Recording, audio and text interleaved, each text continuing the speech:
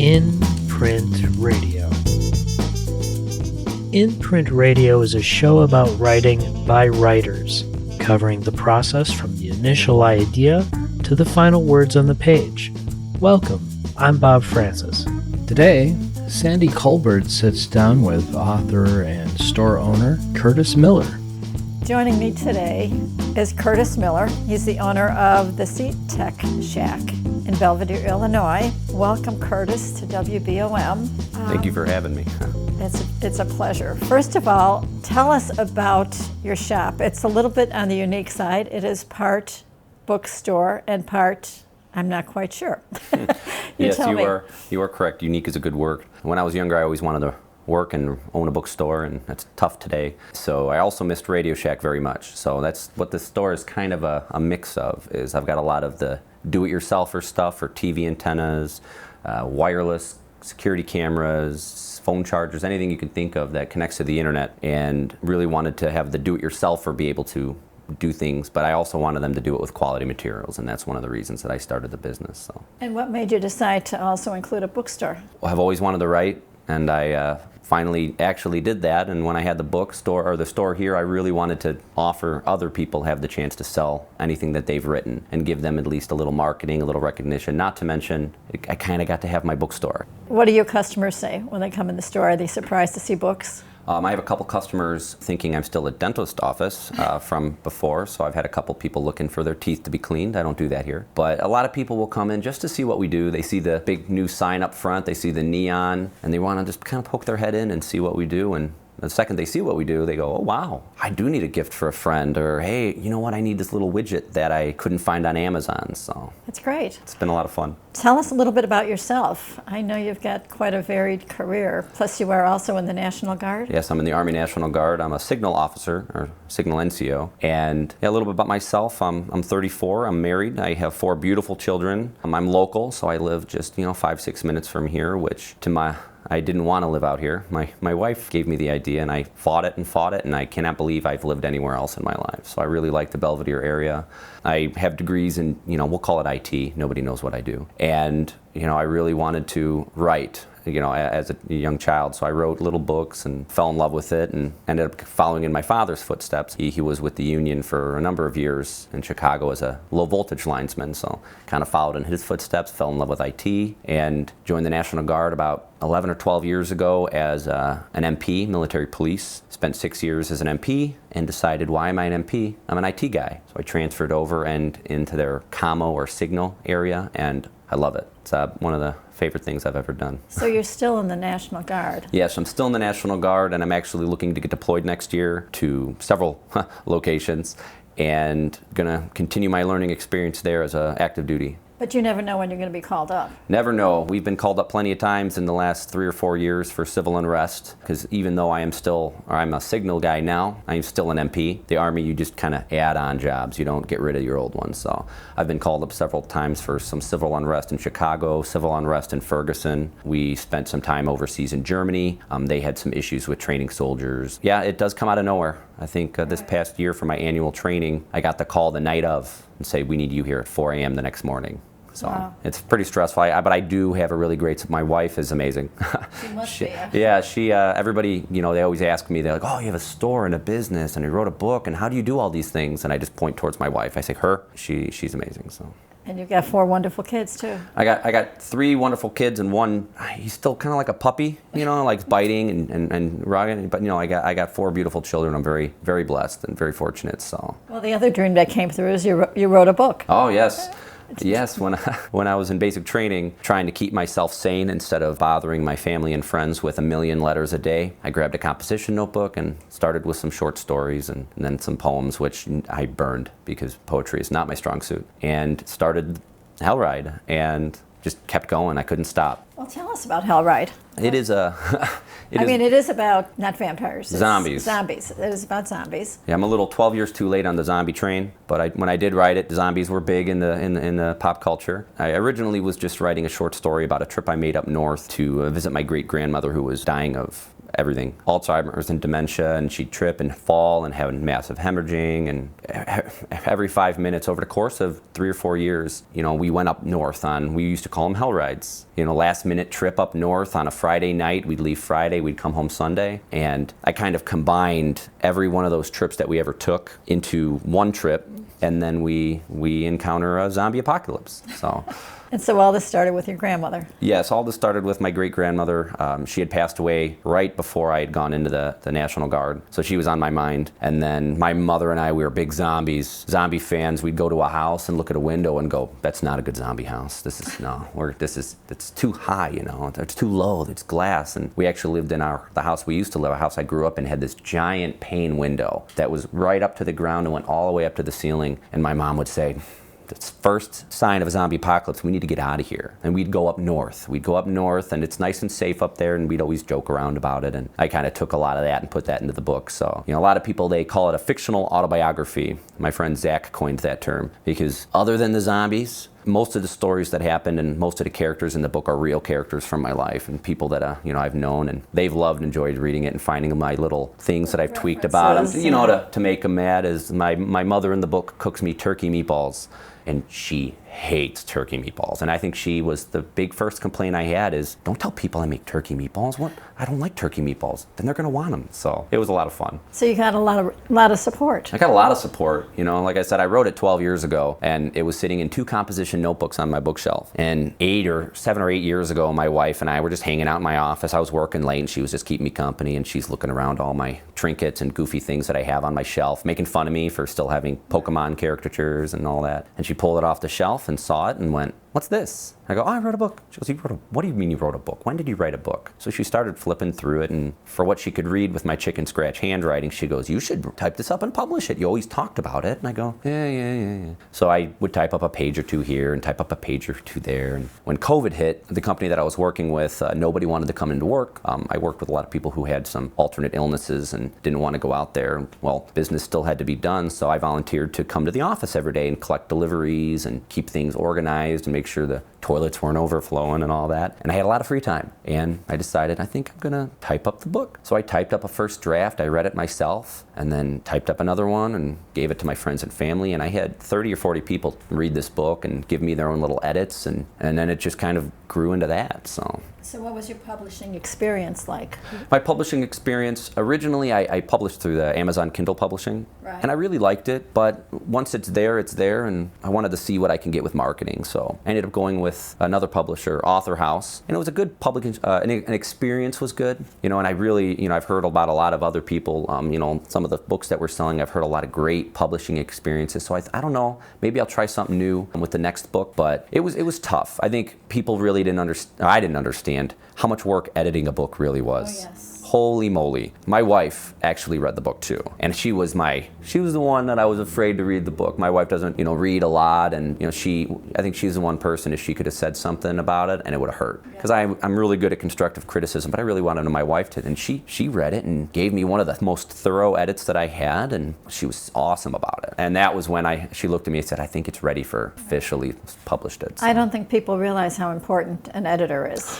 When I wrote the book, and I got a little lazy with some of my wordplay when I was handwriting it, and I gave out a bunch of copies, and I read it, and to me the story is more real, so I feel like me reading it, I see the stories and the events taking place, and I kind of stopped looking at the words, because one, I know what happens because I wrote it, and 2, all the things that had happened that were real, that had happened in my life in the book, I just see it. Well, there was one word. My friend Alicia told me, you used the word laughed too much. And I'm reading the book and going, no, I don't. So I went in my Word file, my master file, and I Control-F'd laughed. And I cried. There was no laughing being done, and she was right. I got lazy, and then I had to go through 180,000 words, and here I'm sitting there going online looking, hey, what would I use here? What would I use here? And that took a month. So it was a journey, definitely a journey. It's a learning experience. So when you write your next book, you're going to know a lot. Yes, I will definitely. Which brings me to, are you writing another book? Yes, I'm writing a sequel to this one because I had so much fun with it. And my friends and family, everybody had something to say about it. It was like getting married all over again. You need to invite these people. You need to not invite these people. You need to have different catering, you know.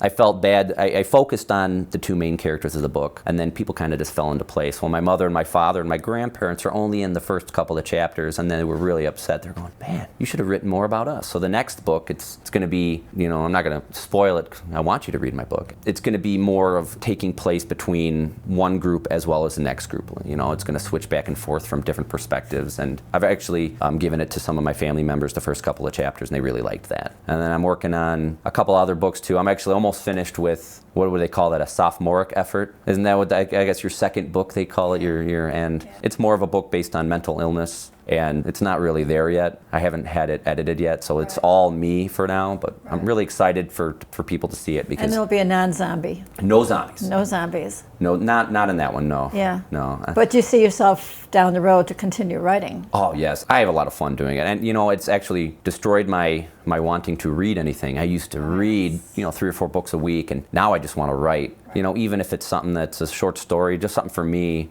I think the reason I want to keep writing is I had a lot of great people helping me edit the book and read the book during the editing process. And I think that my favorite thing was, as a child, if I'd have a book that I wanted to read, I was, you know, Harry Potter books or Animorphs or, you know, Lord of the Rings, whatever. I remember sitting underneath my covers with a flashlight, reading the book, getting yelled at by my parents to go to bed. It's 2 a.m. And my 11-year-old son, Benjamin, he wanted to read it. Well, no, sorry, he didn't want to read it. I had to bribe him to read it. I said, I really want your input on the book. And he goes, I don't want to read a book. It's like school. I don't want to do it. And he picked up the book, one of my first edits, and took a pen, and I couldn't get him to stop reading it. Every night at 1 and 2 in the morning, I'm coming up from work, and I just see a flashlight under a cover, and I pull the flashlight on. What's my 11-year-old doing? And he's reading my book. He goes, Dad, I've got one more page in this chapter. Can I read the chapter? And that made me want to write 1,000,000 of them. I don't think my wife will read 1,000,000 of them. She read the first one, though. That's what counts. Who designed the cover?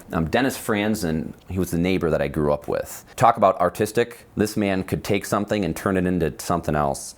We had a big 2.5, 3 acre property, and he had a small, like, half-acre property that butt up against ours. And we'd have a tree fall down. He'd come over with his chainsaw and go, can I take that? And we'd go, well, why? You know, why do you want like this giant tree trunk? And he goes, just, can I take it? And then the next day there'd be a bear on his deck, or an eagle, or unreal. So when I got married, they came, and he had actually knew that I was writing a book, and he get you a cover art. Him and I both came up with an idea, and people that can take things out of their brain and do something visual. That was a gift from him to me, and he's amazing. You know, he's actually he designed the mural. I'm getting a mural on the front of the building as well, because it's Belvedere. I gotta have a mural, right? That's wonderful. Yeah, so we had Dennis Franzen. He's amazing. So he did such a great job, and he's a good friend too. Right, you know, he helped to read it. He helped edit. Him and his wife, Connie, helped edit the book as well. What advice would you give to somebody wanting to attempt their first book? What have you learned? I learned that I am not as smart as I think I am. That was a big one, is if you're going to write a book and you're going to give it to somebody, be prepared for harsh criticism. That was something that most people were very like, hey, we don't want to say. I'm like, no, give it to me straight. And they give me an edit in the book, and maybe I agreed with it if it was like a content piece, something I wanted to have in there. One of the things I like to twist into my books is, you know, my favorite songs, maybe like excerpts from my favorite songs, and nobody liked that. They're like, we don't know what you're talking about here. You need to take constructive criticism seriously, because a lot of people, I've read some books for my friends that, you know, are writing, and I'll say, hey, I really liked this, but maybe you should change, and they get immediately on the defensive. And the second you get on the defensive, you're not taking any of that criticism to heart. And if I would have published my copy of this book, we're going to call it the Curtis Miller edit, there was a lot in there that shouldn't have been in there. Something, you know, we'll say language. I wrote it for an adult. This isn't really an adult content book. You know, it's a young adult type book, so I had to take a lot of language out, and I didn't want to do that. We'll say, you know, certain words. And I took them out, and it was probably one of the things I dug my heels in the most, and that was one of the best things that I could have done about the book, because then it opens my market. You know, my son was able to read the book as opposed to an adult. So that's the one thing is, like you said, editing is so necessary,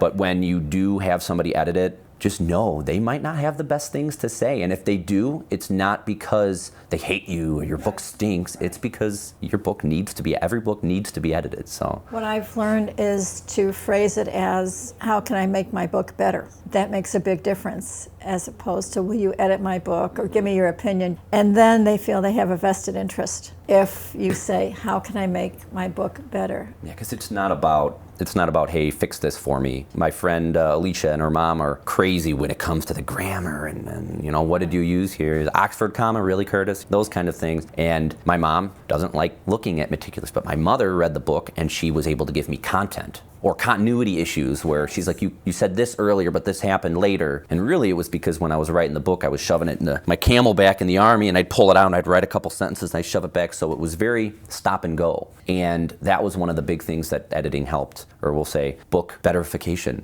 People would look at me and go, this doesn't make sense. And I go, yeah, it makes sense because it's in here. And then I'd read it slowly and go, oh, that makes no sense.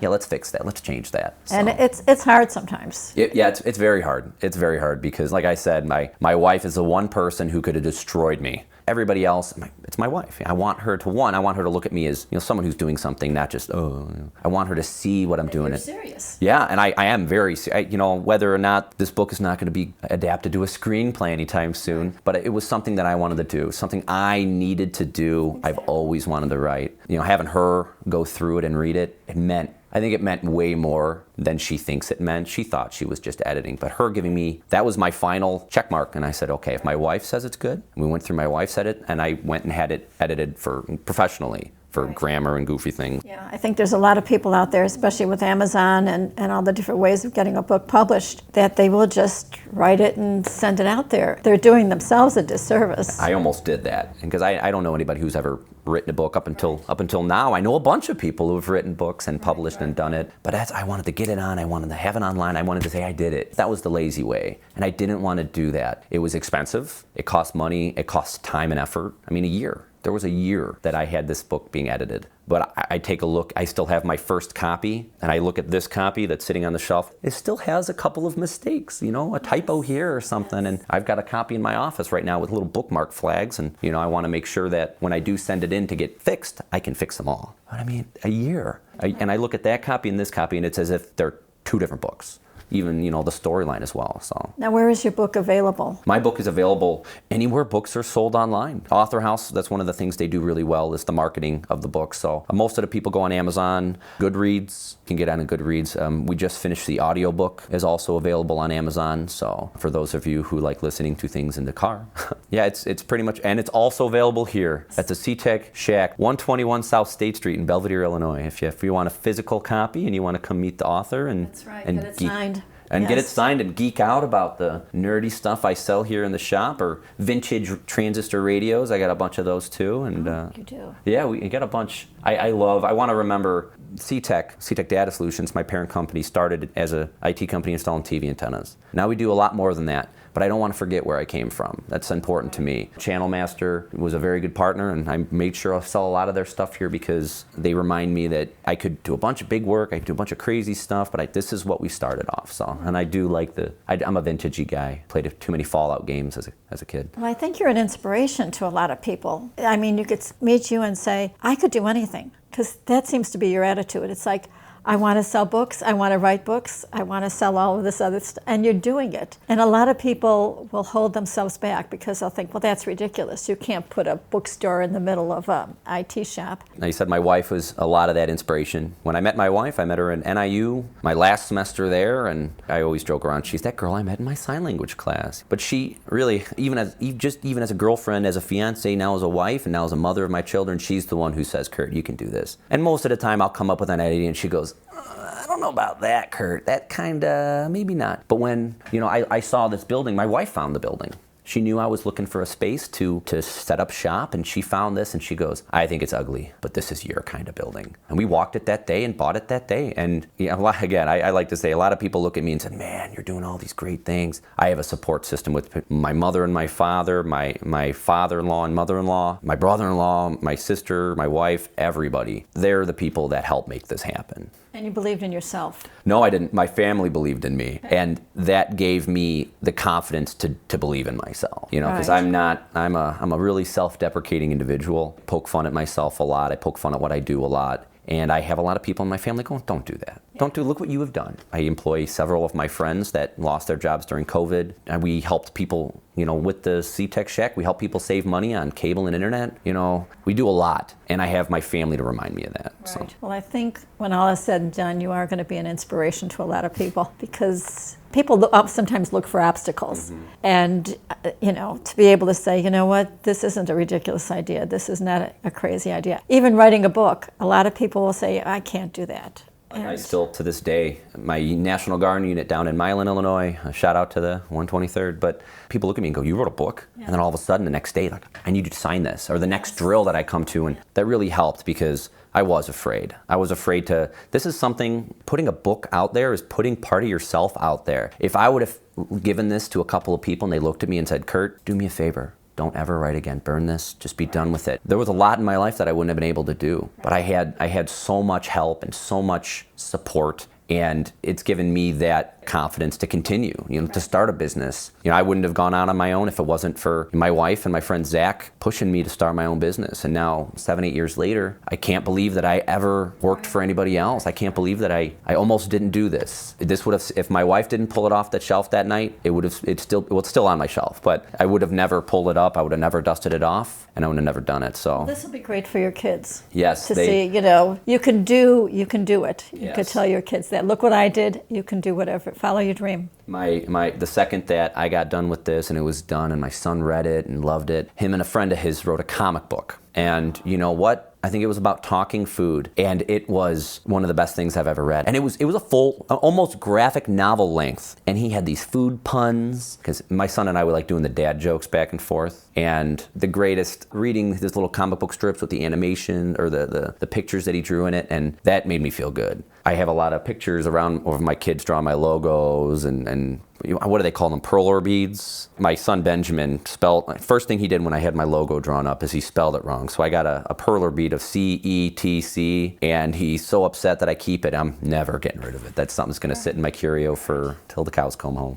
Gosh. Well, thank you and aside from all that, thank you for your service. I mean, Thank to you be for your support. in the National Guard on top of everything else, I'm still in awe of all that you do. But thank you very much, and I wish you nothing but success with C-Tech Shack and your bookstore. I appreciate that. We have a lot of fun, and you know, anybody who's hearing this and you're writing a book or something, bring your books in. You know where we're at. I would love to sell them at my store. That means a lot to me. I've met amazing people. I met you, Sandra, and it's been just this portion of it has been such an amazing journey that I just want to keep continuing. You know, half of my shelf here is empty. You guys can't see it. It's empty, and I want it to not be empty. So please bring your books in and let me help you out as well. And it's great for the literary world. The The more books, the better. We need more books. People look at me and say, oh, I like digital. Yeah. There's nothing better than reading a book and then putting it on the shelf with the weathered spine. And Yes. my wife thinks I'm crazy because I'll smell a book. She goes, what? I go, oh, it's a book. Yes. She goes, what's wrong with you? Well, thank you so much for letting us come here Thank today you. for the interview. And like I said, wish you nothing but continued success. Oh, man, you guys are welcome back here anytime to come hang out. Thank you.